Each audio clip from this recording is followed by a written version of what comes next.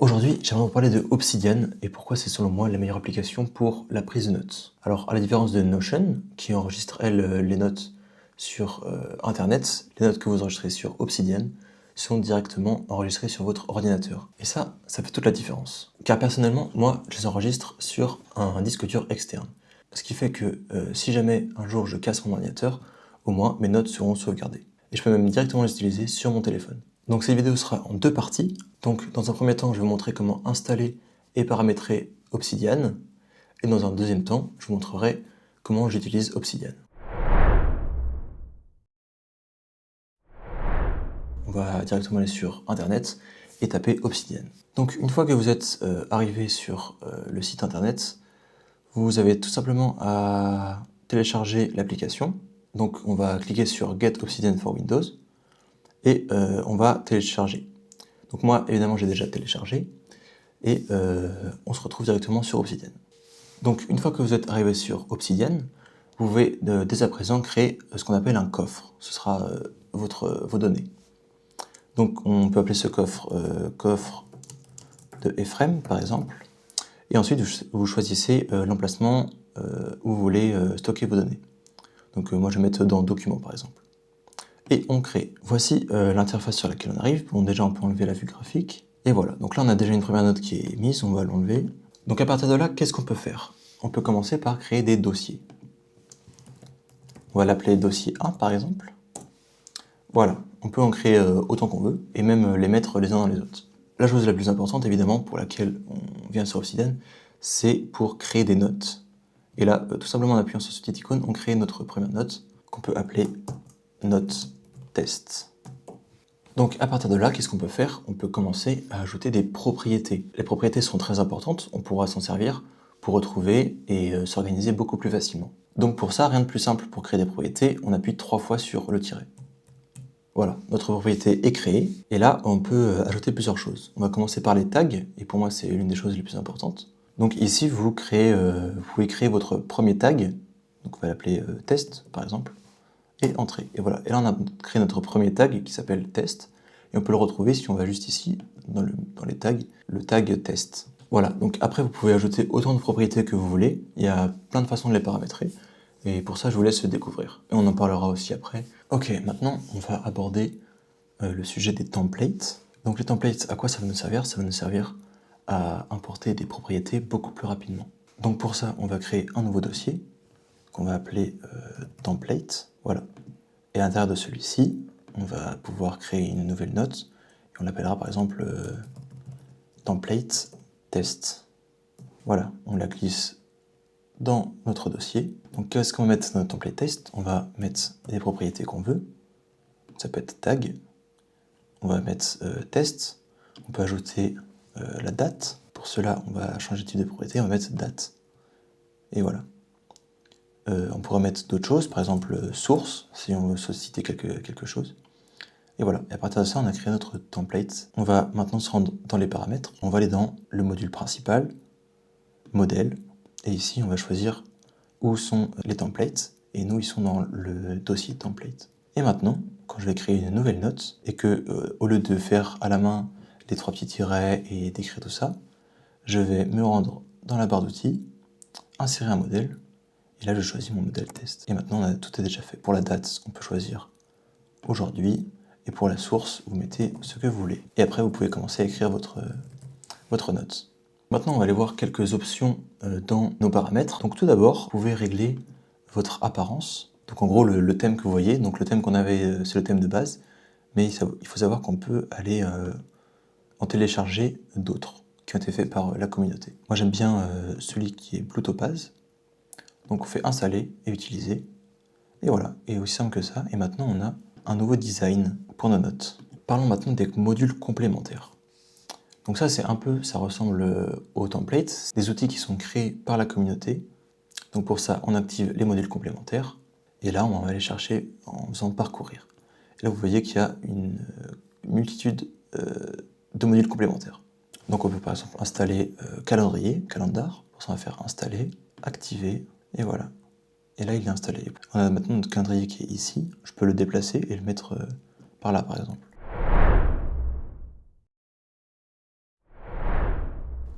Donc voilà mon coffre Obsidian. Donc déjà, vous pouvez remarquer que j'ai changé l'apparence. J'ai mis Blue Topaz, comme je vous ai parlé précédemment. Et voilà un petit peu comment j'organise mes dossiers. Donc vous pouvez voir que j'ai 9 dossiers. Donc je vais vous expliquer un petit peu chacun à quoi il sert. Voilà, donc en premier, dans l'index, on peut retrouver... bon, j'ai mis une page bienvenue frame pour la vidéo, mais c'est surtout des informations assez rapides que je peux retrouver. Donc j'ai par exemple notes. Ici, je note des informations rapidement, si j'ai une pensée, etc. etc. Je note ici. Ensuite, j'ai une base livres, où là, on peut voir les livres que j'ai lus. Et après, d'autres informations plus personnelles. Dans le dossier ressources, là, on va retrouver tout ce qui est livres, podcasts ou vidéos que je regarde.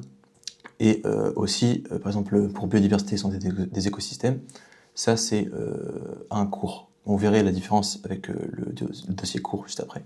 Bah justement, dossier court, dans celui-ci, je ne mets pas le cours en entier, je mets plutôt les chapitres de cours. Et c'est pour ça que, si on revient à mon cours sur la biodiversité et la santé des écosystèmes, on voit tous les chapitres un par un. Ensuite, pour ce qui est du dossier projet. Alors ici, moi, ce que je mets dans mon dossier projet, c'est plutôt des projets que j'ai eu à faire en cours, enfin surtout des rapports, on va dire. Comment l'astronomie, la navigation et le calcul bancaire sont-ils à l'origine des logarithmes? Donc ça, typiquement, c'était mon sujet d'oral de bac à lauréat en maths, et on peut voir un peu comment s'organiser. Voilà. Ensuite, le dossier journal, donc ça c'est plus... on peut mettre des notes, on peut créer des notes quotidiennes sur Obsidian, et globalement, c'est là qu'elles sont stockées, dans le dossier journal. Et enfin, le dossier le plus important, c'est le dossier permanent. Ici, c'est là où sont stockées vraiment toutes mes notes, la plupart de mes notes. Ensuite, on a le dossier mock. Qu'est-ce que c'est mock? Mock, ça vient de l'anglais, ça veut dire Map of Content. Et en gros, ce sont des cartes de contenu. Et ça regroupe finalement quelques concepts en un concept plus général. Donc là, par exemple, on a le mock pour écosystème. Et vous remarquerez que ça ressemble un peu à une page Wikipédia. Et donc le but, c'est dans ce mock d'énoncer un peu à quoi fait référence ma carte de contenu, qu'est-ce que c'est un écosystème.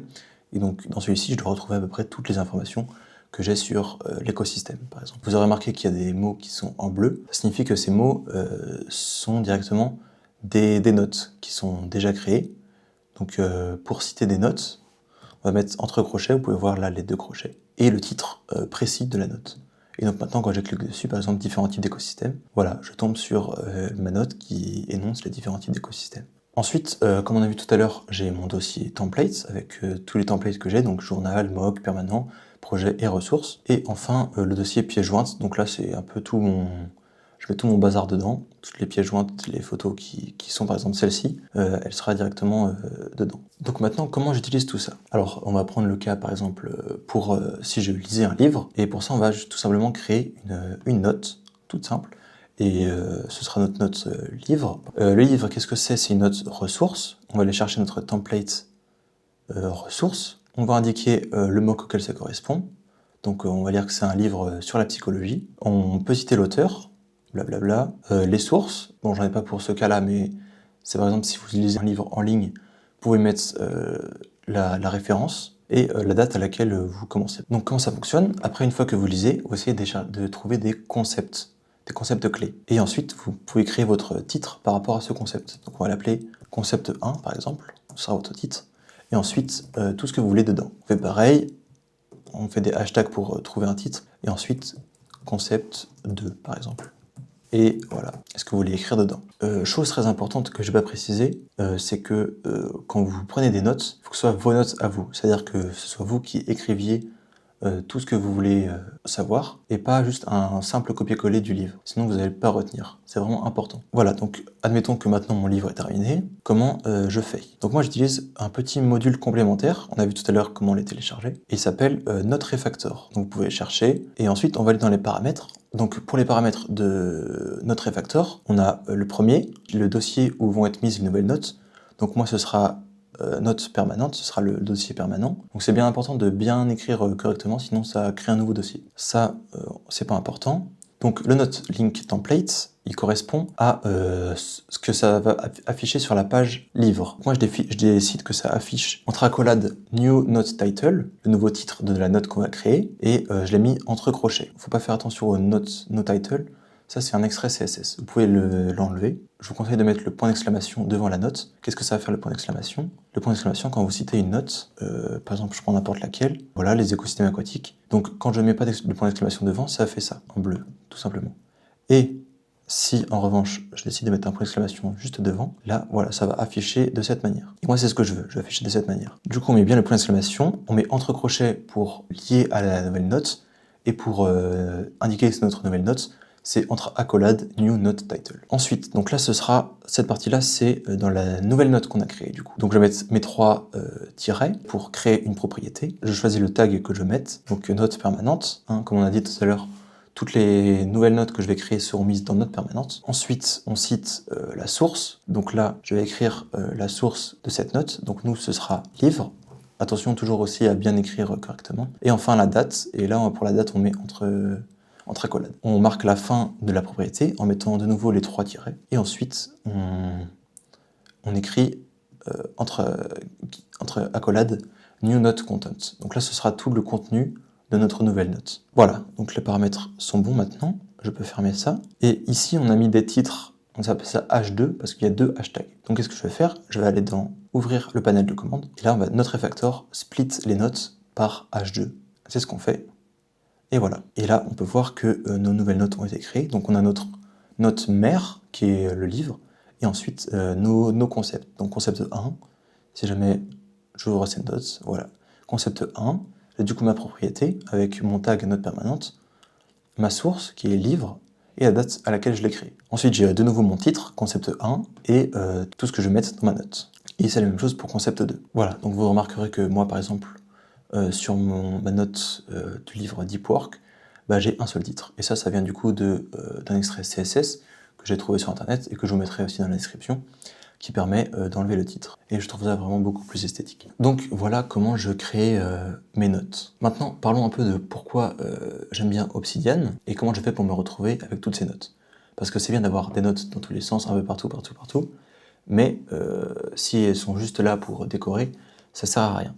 Donc il y a une fonctionnalité que j'adore sur Obsidian, les notes aléatoires. Donc ça ouvre une note au hasard. Donc voilà, on appuie par exemple sur ouvrir une note au hasard, et là ça m'a ouvert mettre le couvercle sur la journée de travail. Donc qu'est-ce que je sais de cette note maintenant, qui vient du livre Deep Work que j'ai cité juste avant, que je l'ai créé à telle date, et un peu toute la description de la note. Et donc ça permet de temps en temps, de retrouver quelques notes que j'ai écrites par le passé, et de les relire pour me les remémorer. Vous avez aussi remarqué que dans les tags, j'ai une note permanente, mais j'ai aussi un tag recherche. Alors qu'est-ce que c'est que ce tag recherche? C'est un tag que j'ai créé et qui me permet de retrouver plus facilement les notes sur lesquelles j'aimerais refaire des recherches plus tard. Donc typiquement, mettre le couvercle sur la journée de travail, j'aimerais bien approfondir un peu ce sujet. Donc c'est pour ça que j'ai mis le tag recherche. Et pour retrouver par exemple les tags recherche que vous avez mis par endroit, vous allez dans le dossier des tags, et donc là vous retrouvez toutes les notes qui ont le tag recherche. Voilà, ne pas travailler seul, par exemple, voilà, j'ai le mot recherche. Voilà comment j'utilise Obsidian. Merci de m'avoir écouté, et à bientôt.